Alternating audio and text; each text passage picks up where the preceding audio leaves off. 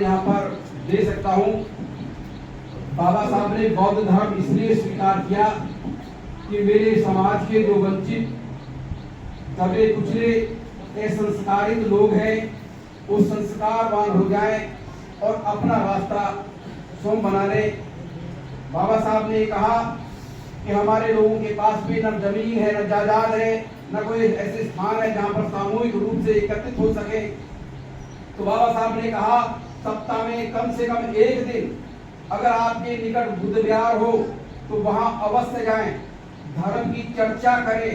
और भगवान बुद्ध ने कहा समागम समागम तपोसपो, यानी कि एक साथ बैठकर ध्यान भावना करना ये सुखकर होता है जब हम एकत्रित नहीं होते।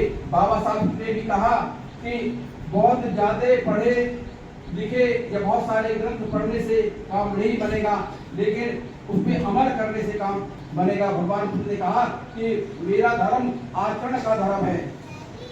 एक भक्त हुए थे पटिसेन, वो अरहत प्राप्त कर लिए थे। उन्होंने केवल एक ही गाथा याद थी, उसी से उन्होंने अरहत प्राप्त कर लिया। तो कहने का तात्पर्य यह है कि हम उस पर जितना जितना अमल करें उतना बढ़िया है। बुद्ध विहार में आए, धर्म की चर्चा करें, जहाँ नहीं आने में डर लगता है तो अपने घर बुला के करें या कहीं और स्थान पर, सामूहिक स्थान पर वह धर्म की चर्चा करें। भगवान बुद्ध ने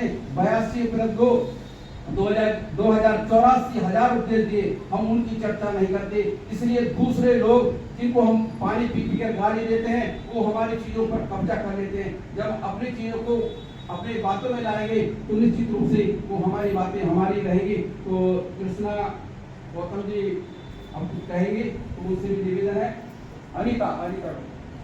अनिता गौतम जी, ये कितने वर्ष? अनिता, हेलो अनिता गौतम जी बुद्ध के बारे में एक गीत प्रस्तुत करेंगे तो लोग ध्यानपूर्वक सुने। हमारा उद्देश्य यहाँ पर रहता है, आपने देखा भी होगा बुद्ध विहार में जितनी भी महिलाएं आती हैं प्रयास होता है कि उन्हीं से बुद्ध वंदना बुलवाई जाए और हम चुपचाप सुने। तो सभी लोग उनका हौसला अफजाई करें और महिलाओं से निवेदन किया है कि अधिक से अधिक पार्टिसिपेट करें, भगवान बुद्ध के बारे में बात बताएं। तो बोलो अनिता गौतम जी की बात सुने। अनिता गौतम जी।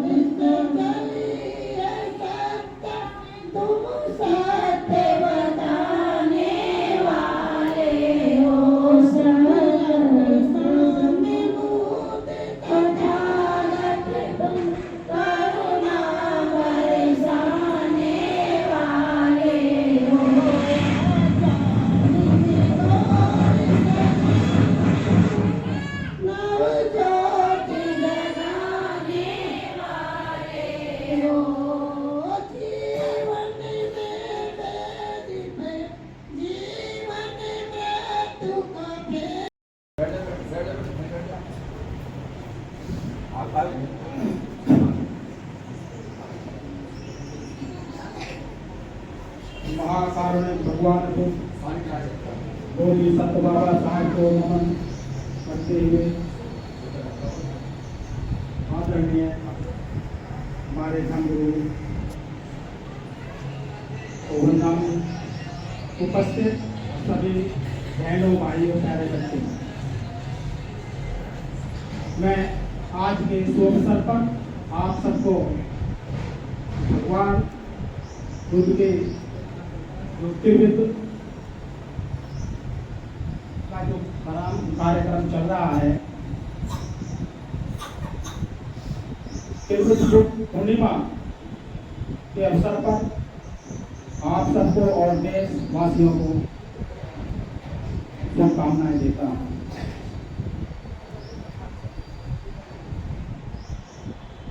यह ऐसा पर्व है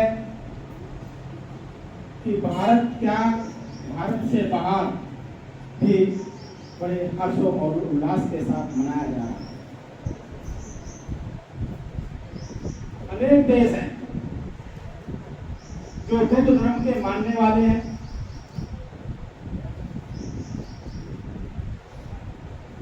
बाबा साहेब ने इस धर्म को पुनरुत्थान किया। 14 अक्टूबर 1956 था तब। वैसे विजयदशमी, सम्राट अशोक की विजयदशमी को धम्म दीक्षा का कार्यक्रम दिया। उस समय क्योंकि 2500 वर्ष पूरे हो चुके थे प्रथम बुद्ध शासन को, और यह दिन जो 14 अक्टूबर 1956 था, बुद्ध शासन का द्वितीय वर्ष जो शुरू हो चुका था। जो शिक्षाएं भगवान बुद्ध ने दी, उनको बाबा साहेब ने द्वारा पुनः दोहराया और भारत देश में और ये बीड़ा उठाया कि इस भारत देश को मैं बौद्ध बनाऊंगा। वो ठीक है कि बाबा साहेब अधिक दिनों तक हमारे बीच में नहीं रहे, इस दुनिया में नहीं रहे। 6 दिसंबर 1956 को ही 2-3 महीने के बाद हमारे बीच से चले, मगर उन्होंने जो दृढ़ निश्चय किया उससे पहले किया हुआ था, वो 14 अक्टूबर 1956 को पूरा। हम सभी का दायित्व तो बनता है कि बाबा साहेब के मानने वाले या ना मानने वाले सभी को बौद्ध धर्म को बौद्ध देश बनाना चाहिए। और केवल मेरे मानने से या 1-2 के मानने से, आपके मानने से नहीं, भारत देश के जितने भी भारतवासी हैं, जब तक वो बौद्ध धर्म को अंगीकार नहीं करेंगे, स्वीकार नहीं करेंगे, देश का कल्याण नहीं हो सकेगा। देश का कल्याण नहीं सकेगा। हम सभी का कल्याण इसी में है कि जल्दी से जल्दी यह देश, भारत देश बौद्ध धर्म देश बने, ताकि इसकी जो दिक्कतें हैं, इसकी जो समस्याएं हैं, वो दूर हो, हम सबका कल्याण हो और हम सुखी हों, भारतवासी सुखी हों। मैं ये पुण्य कहता हूँ कि बौद्ध देश बनने पर ही, बौद्ध की जो कल्याणकारी शिक्षाएं हैं उसको अपनाने पर ही भारत का पूर्ण कल्याण होगा। जैसे कि पहले ये देश जो है वो सोने की चिड़िया कहा जाता था जब सम्राट अशोक का समय था। इन्हीं बातों के साथ मैं अपनी बात समाप्त करता हूँ। सभी को जय हिंद, नमस्कार।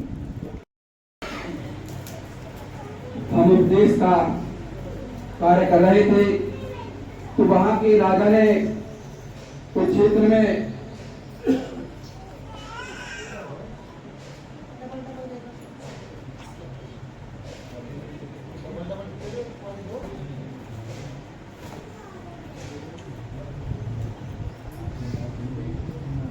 जब भगवान बुद्ध श्रावस्ती में धम्म उपदेश दे रहे थे तो वहां के राजा ने, वहां के शासक ने पूरे क्षेत्र में ढिंढोरा पिटवा दिया कि आज हमारे क्षेत्र में भगवान बुद्ध आ रहे हैं और वे धर्म का उपदेश देंगे।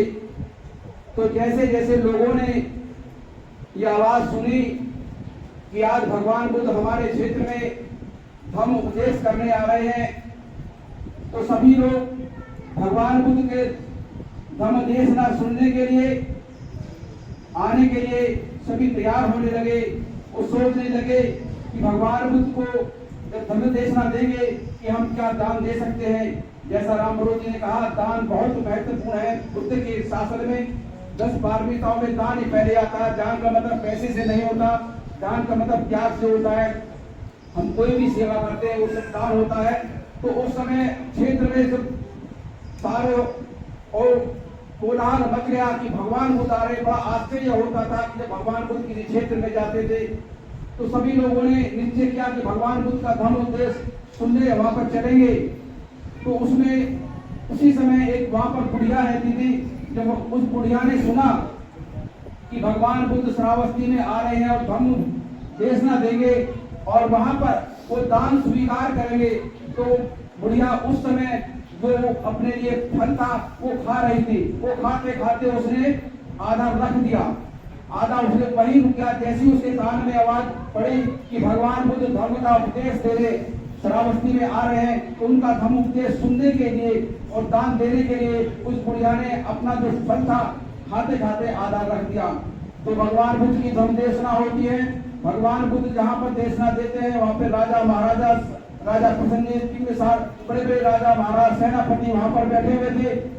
तो वो बुढ़िया भी वहां पर आई और सुख शांति हुई। जब भगवान बुद्ध धर्म देशना दे रहे थे तो एक तरफ खड़ी हो गई, तो भगवान बुद्ध की नजर उस पर पड़ी। तो भगवान बुद्ध ने आनंद को इशारा करते हुए कहा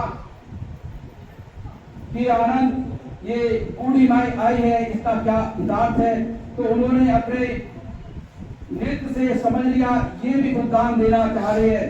तो वो बुढ़िया आई तो भगवान बुद्ध को जो आधा उसका झूठा फल था उसने भगवान बुद्ध को दान देने जैसे गई, तो वहां पर भगवान बुद्ध अपने धर्म आसन से खड़े हुए और उस बुढ़िया का दान स्वीकार किया। तो वहां पर जो बड़े बड़े राजा जो भगवान बुद्ध की सारी व्यवस्था करते थे, संघ की व्यवस्था करते थे, तो सारे राजा आश्चर्य हो गए कि हम तो भगवान बुद्ध का इतना देखभाल करते हैं, इतनी सेवा भाव करते हैं, लेकिन एक बुढ़िया, छोटी सी बुढ़िया, इसके दान के लिए भगवान बुद्ध खड़े हो गए और हम हमारे लिए बैठे बैठे। तो भगवान बुद्ध ने उन राजा महाराजाओं को कहा, ये बात सुनने की है कि उस राजा महाराजा का, राजा प्रसन्नजी, राजा बिंबिसार, कि आपने तो जो मुझे दान देते हैं उसमें अहंकार होता है, आप में अहंकार। इस बुढ़िया ने जो दान दिया है उसने सर्वत्र त्याग कर मुझे दान दिया है, इसलिए मैं अपने धर्म आसन से खड़ा होकर उसके दान को स्वीकार किया। तो भगवान बुद्ध का ऐसा ही कर्तव्य था, ऐसा ही उनका चरित्र था। तो ऐसे भगवान बुद्ध की वाणी बहुत 84,000 इनके उपदेश हैं। तो मैं अब निवेदन करूंगा, ये हमारे डॉक्टर मदन पाल जी हेलो महाकारुणिक तथागत गौतम बुद्ध को नमन करते हुए, और जिस महापुरुष ने हमें धर्म का मार्ग दिखाया उस महापुरुष बच्चों को इसे बाबा साहब डॉक्टर भीमराव अम्बेडकर को नमन करते हुए, तेरे पापा की स्लाइड तो सुन ले। एक कुछ लाइन है साथियों। स्वागत है आप सबका बुद्ध की शरण में आए, स्वागत है आप सबका बुद्ध की शरण में आए। उनका भी शुक्रिया जो, उनका भी शुक्रिया जो आने का मन बनाए। स्वागत है आप सबका बुद्ध की शरण जो आए। हर आदमी का जीवन सबसे बड़ा रतन है, और बुद्ध के बिना तो जीवन का भी पतन है। दुनिया के हर रतन से, दुनिया के हर रतन से बुद्ध गौतम का बोधन है। स्वागत है आप सबका बुद्ध की शरण जो आए। सब ढोंग और गुलामी अज्ञानता को छोड़ो, पंचशील की डगर पे अपनों को आप लाए। स्वागत है आप सबका बुद्ध की शरण जो आए। अब तक जो तुम सुने वो, अब तक जो तुम सुने वो माने कि सब सही है। प्रज्ञा से तर्क बिन कुछ मानना नहीं है। प्रज्ञा से अब तुम कुछ मानना नहीं है। जीवन की राह में तुम बन कर के दीप आए। स्वागत है आप सबका बुद्ध की शरण में आए। धन्यवाद। हेलो,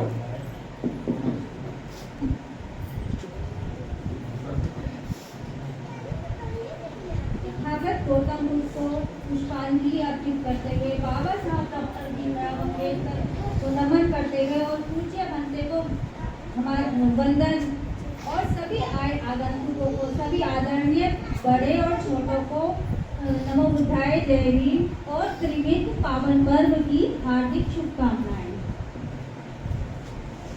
हम कथा सुनाते हैं धर्म दया और ज्ञान की। हम कथा सुनाते हैं धर्म दया और ज्ञान की। ये पुण्य कथा है गौतम बुद्ध भगवान की। ये पुण्य कथा तुमसे मैं बता रहा हूँ, सारे उपदेश भगवान बुद्ध के हैं। जितने भी गीतकार हैं या बोलने वाले हैं या वक्तागण हैं, ये 84,000 उपदेश जो भगवान बुद्ध ने दिए हैं, इनमें से उदाहरण क्यों नहीं देते? उनको बोलने का अवसर दिया जाता है या बोलते हैं। हमारे जितने भी बौद्ध विद्वान कहने वाले हैं या अम्बेडकरवादी हैं, उन 84,000 सूत्रों में से ना उदाहरण देते हैं, ना उनका वर्णन करते हैं, दूसरों का वर्णन करते हैं। इसलिए हमारा जो साहित्य है, हमारा जो धर्म है, दूसरे लोग उन पर हावी हो जाते हैं और हम दूसरों को अपमान करते हैं। ये सही बात नहीं है। हम अपने सूत्रों का बखान नहीं करते। जो बुद्ध गया में जब ज्ञान प्राप्त हुआ था भगवान बुद्ध को, तो धम्मचक्र प्रवर्तन सूत्र का उन्होंने उपदेश दिया था, उसका कोई वर्णन नहीं करता, ना आता, क्योंकि न सीखना चाहते हैं ना बताना चाहते हैं। यही बाबा साहब ने कहा। इसलिए बाबा साहब अपने समाज के लिए रोए थे कि उन्होंने, बल्कि हमारे समाज के औरों ने तो रुलाया ही, हमारे समाज के लोगों ने भी बाबा साहब को रुलाया।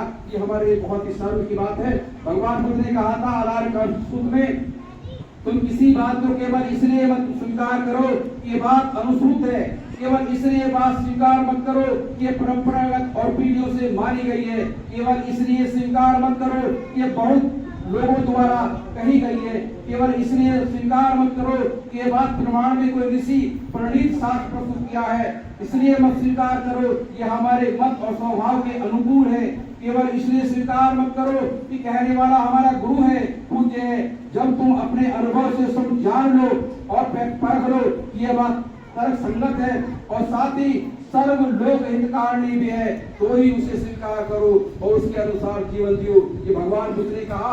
और इनके बाद भी इनके सूत्र को पढ़कर भी हम इधर उधर जाते रहे और इधर उधर की बातें करते रहे कि वो वहां गया वहां गई, तो इसका मतलब है वो हमारा ध्यान भटकाना चाहते हैं, असली बात नहीं कहना चाहते।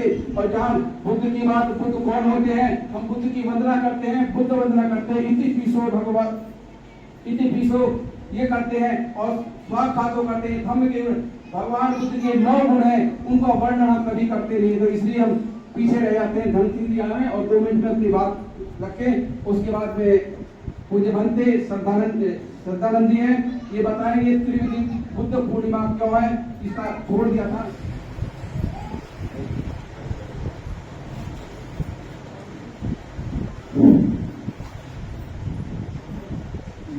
पश्चात दुखा भय पश्चात भया शोक पश्चात शोका मोतु सत्ये विपाणिनो एतावता जन्मे संपदं पुण्य संपदं सद्भिः देवानुमोदन्तु सर्वसम्पत्ति सिद्धिया दानं ददन्तु श्रद्धाये शीलं रक्षन्तु सर्वदा भावनाहिता होन्तु गच्छन्तु देवकारका सत्ये बुद्धा बलपक्का तद्येकानञ्जयं बलम् अरहन्तानन्त्यतेजेन रक्षं बन्धामि सर्वशो आकाशच्चाच भूमध्या देवानागामनिका पुण्यं समनुमोदित्वा चिरं रक्षन्तु बुद्धशासनम् आकाशच्चाच भूमध्या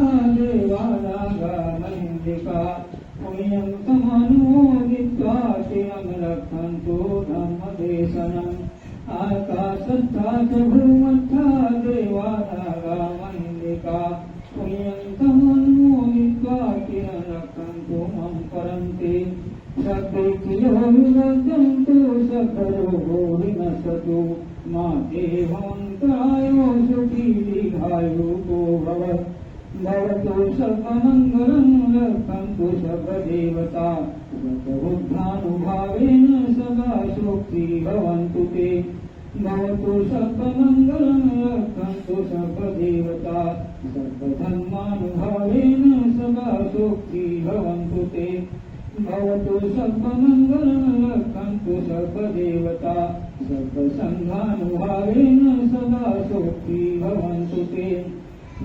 कथयज्ञभूतानं पातको निवारणा कवितस्यानुभावेनाहं तु सखे उपद्रवे यमनिमित्तं यवमङ्गलं च यो चामनापोषकुमनस्य शब्दो पापग्रहोतस्य पिण्डं बुद्धानुभावेन विनाशयन्तु यमनिमित्तं यवमङ्गलं च यो चामनापोषकुमनस्य शब्दो पापग्रहोतस्य पिण्डं धम्मानुभावेन विनाशयन्तु यमनिमित्तं यवमङ्गलं च यो चामनापोषकुमनस्य शब्दो पापग्रहोतस्य पिण्डं संघानुभावेन विनाशयन्तु साधु साधु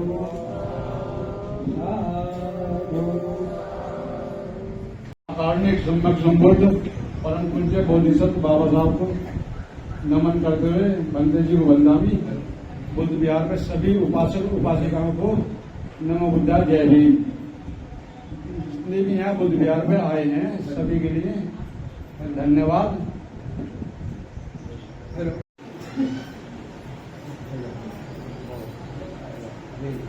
सभी ध्यानपूर्वक सुनेंगे। छोटी सी लड़की है, सभ्य सत्ता बोलेगी, मेरा उसके उसने याद कर लिया। बोलो करें सर।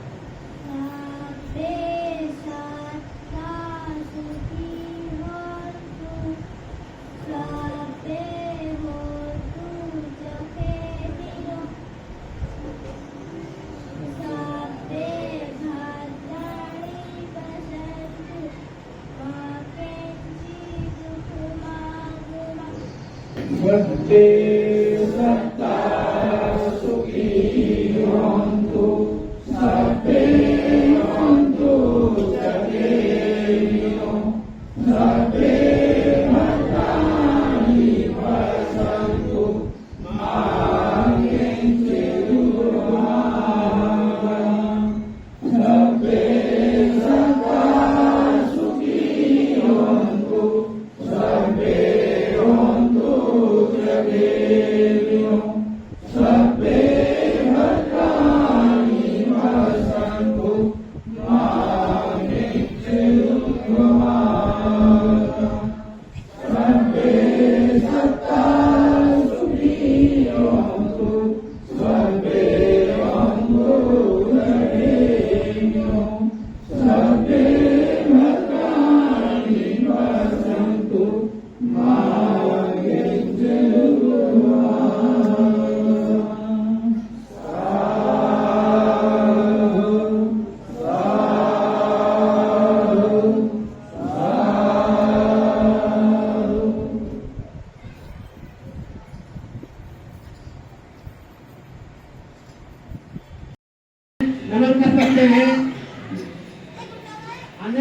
वहीं पे हो, जो अन्य स्थान है वहाँ आपको घुसने भी नहीं दिया था, नाम बताने की जरूरत नहीं है।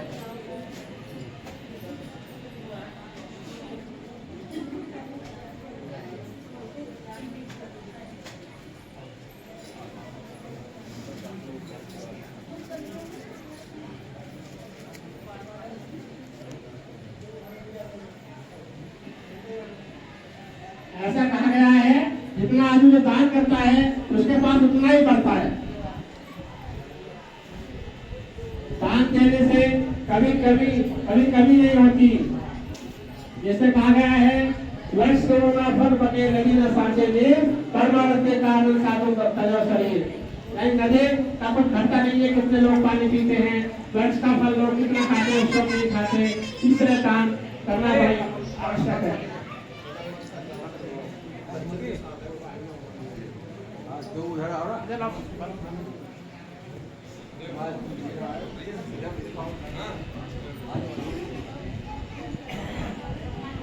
हमारा युवा मंडल जो बिहार के अंदर पधार चुका है वो भंते के लिए भोजन दान करेंगे और जो उपहार उसके लिए लाए हैं वो पूज्य भंते जी को अभी दे रहे हैं, उनके लिए समर्पण करेंगे।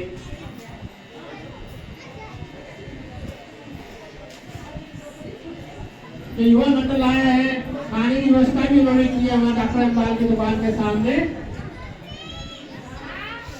आप सब लोग यहाँ से जाने के बाद वहाँ भोजन अवश्य ग्रहण करेंगे।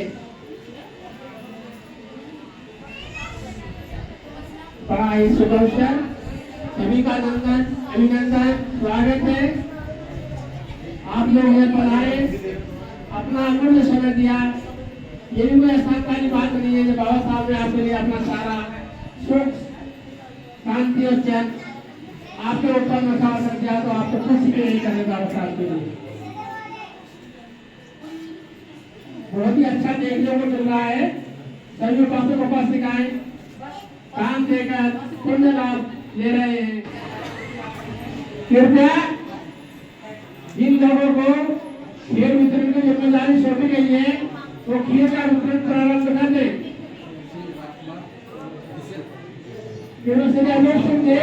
संजय राजकुमार जी,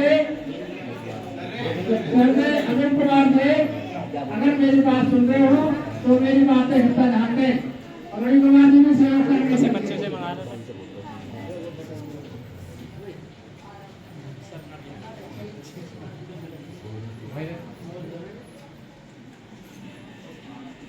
युवा मंडल ने मुझसे पुनः अनुरोध किया है कि बड़े प्रचुर मात्रा में खाना तैयार किया गया भोजन वहाँ पर डॉक्टर अम्बाल की दुकान के सामने। ऐसा ना हो कि भोजन बचा रह जाए। आप लोग जरूर जाएं और भोजन जरूर ग्रहण करें वहाँ पे।